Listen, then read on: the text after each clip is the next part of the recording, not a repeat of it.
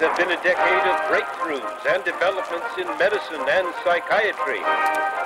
Scientists have developed a new technology to cure mentally ill adults.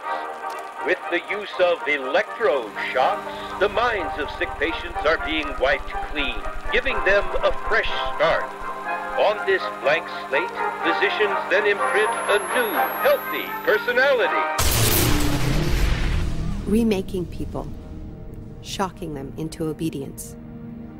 This is a story about that powerful idea. In the 1950s, it caught the attention of the CIA. The agency funded a series of experiments. Out of them was produced a secret handbook on how to break down prisoners. The key was using shock to reduce adults to a childlike state.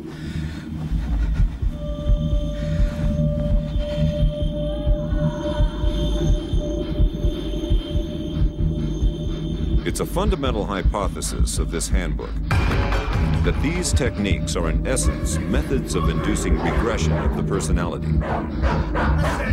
There is an interval, which may be extremely brief, of suspended animation, a kind of psychological shock or paralysis.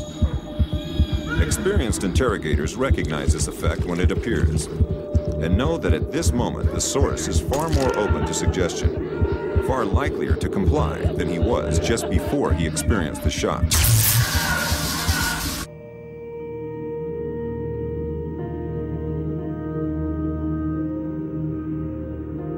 But these techniques don't only work on individuals.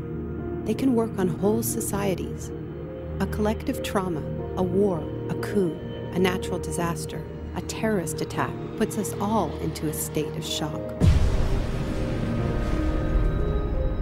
And in the aftermath, like the prisoner in the interrogation chamber, we too become childlike, more inclined to follow leaders who claim to protect us. One person who understood this phenomenon early on was the most famous economist of our era, Milton Friedman. Friedman believed in a radical vision of society in which profit and the market drive every aspect of life, from schools to healthcare, even the army. He called for abolishing all trade protections, deregulating all prices, and eviscerating government services. These ideas have always been tremendously unpopular, and understandably so. They cause waves of unemployment, send prices soaring, and make life more precarious for millions. Unable to advance their agenda democratically, Friedman and his disciples were drawn to the power of shock. The subject should be rudely awakened and immediately blindfolded and handcuffed. When arrested at this time, most subjects experience intense feelings of shock, insecurity, and psychological stress. The idea is to prevent the subject from relaxing and recovering from shock.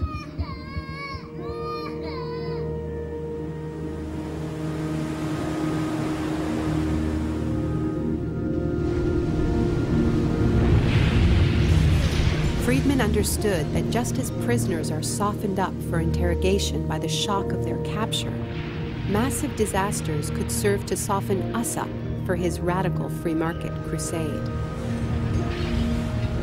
He advised politicians that immediately after a crisis, they should push through all the painful policies at once before people could regain their footing. He called this method economic shock treatment. I call it the shock doctrine. Take a second look at the iconic events of our era, and behind many, you will find its logic at work. This is the secret history of the free market. It wasn't born in freedom and democracy. It was born in shock.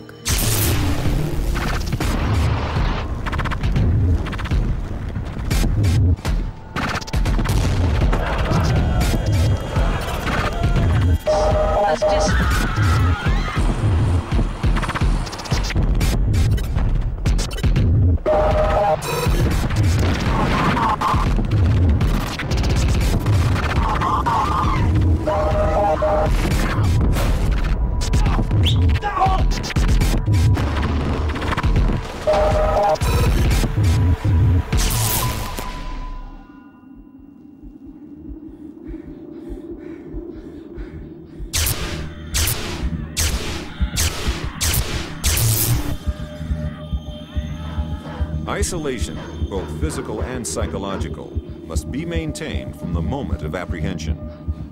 The capacity for resistance is diminished by disorientation.